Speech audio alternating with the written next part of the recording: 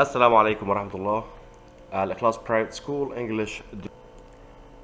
Today we'll go through unit number 8, lessons 13, 14, under a title Surviving Extreme Weather. But our main concern is the compound complex sentence. The compound complex sentence. Let's first of all talk about the different form of sentence in English. We have 4 different forms of sentences in English. The first one is the simple sentence. A simple sentence that has at least one independent clause that stands by its own and deliver a full meaning. The second type of sentence in English is the compound one. The compound one consists of two independent clauses, at least two independent clauses, and they have joined together by conjunction. Any one of the coordinating conjunctions that string the both clauses together. Next, the third form of the sentence in English is a complex sentence. The difference between the compound and complex is very clear.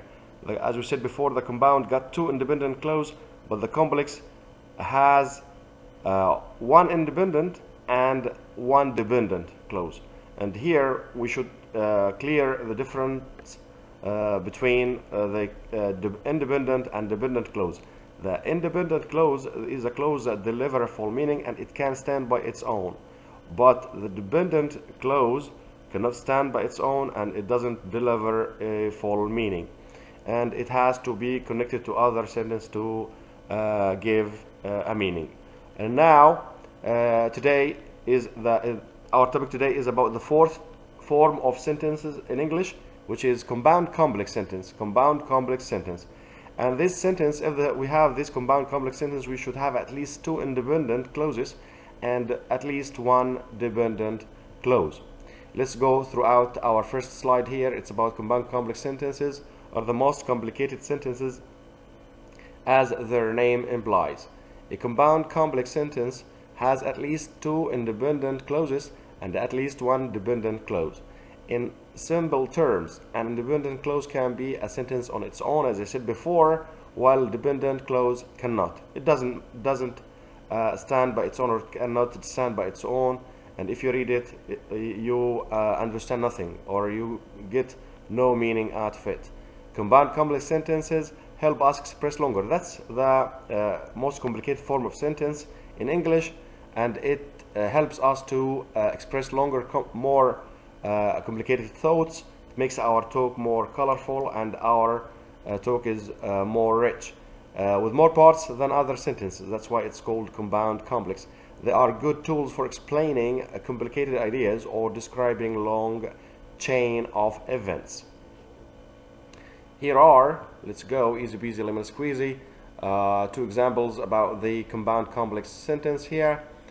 Kate doesn't like cartoons because they are loud, comma, subordinating conjunction, so, and the other part is she doesn't watch them. Let's go throughout this sentence and understand which one of them are independent clause and which one of them are dependent clause. The dependent clause, because they are loud, the one in the middle, cannot stand on its own as a complete sentence. It is dependent. As you have probably figured out, the independent clause, Kate doesn't like cartoons. It can go by itself. It can go by itself nice and easy. Kate doesn't like cartoons and she doesn't watch them. Both of them, those are the two independent clauses here, and the one in the middle are the dependent clause. You can figure it out. It comes after the conjunction because they are loud. Let's go ahead for the second example. The dog started barking, so the cat ran away, and I couldn't keep up, so I stopped. Now you are dealing with more clauses, but they still follow the same rules. The independent clauses are complete sentences, while the dependent clause cannot stand on their own. Both of these examples contain little words called conjunctions. You can see because, and, or, for. You can find them in the abbreviation of van boys, sorry, FAN B-O-Y-S, which every one of them stands for a certain coordinating conjunction. Parts of compound sentence: independent clause, I said, dependent clause. We talked about it before. The independent clause can stand by itself and it deliver a meaning. Dependent clause cannot stand, or it is not complete sentence on its own. It is dependent on other clauses of the sentence because they don't fully make sense without them.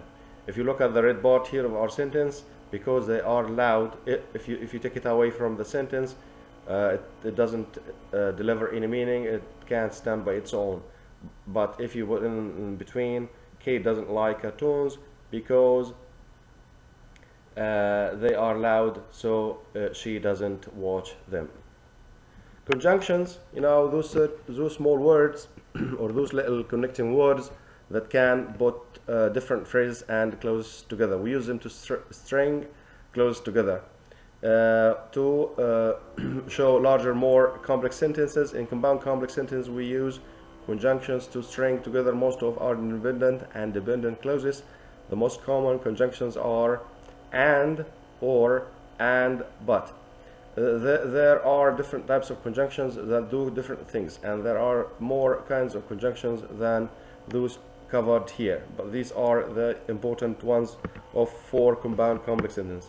Now we have two different kinds of conjunctions: coordinating conjunctions and subordinating conjunctions. And my advice to you to go online and do a search on different types or different kind of conjunctions, and this will add to your information, and this will help you out to compose any kind of sentence, if it's simple, if it's compound, if it's complex, or if it's compound complex sentence. And they are very important in the last three types, the complex, compound, or compound complex sentence. Thank you so much. I hope you enjoyed our lesson today, and see you next time. Goodbye.